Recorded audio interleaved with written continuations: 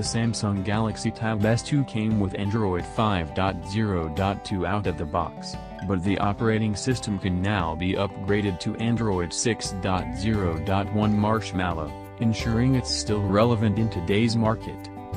Samsung has already made a bunch of tweaks to Google's lock screen notification-infused software through its always meddling TouchWiz interface. Samsung Galaxy Tab S2 Review. Samsung is ahead of Google's software update by incorporating a component fingerprint sensor into the home button. It also allows its devices to be silenced from the volume rocker.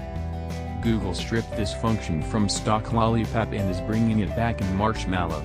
Its current phones and tablets devices stop short, toggling between volume and vibrate via the rocker. Split-screen mode continues to be a big part of Samsung tablets, and multitasking works best on the larger Galaxy Tab S2. A long press on the recent Touch key quickly divvies up the screen. Apple's new iOS 9 operating system adds true multitasking for the first time, but its half-and-half split view is reserved for the iPad Air 2, iPad Mini 4 and iPad Pro and works with only a few apps at launch. There's potential there for Apple, but Samsung does it the best for every app I've tested, except Flipboard.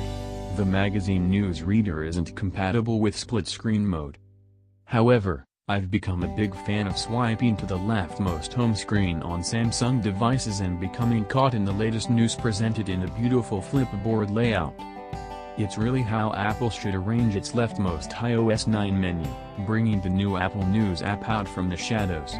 Of course, now that I've said it in a Samsung review, it'll never happen out of spite.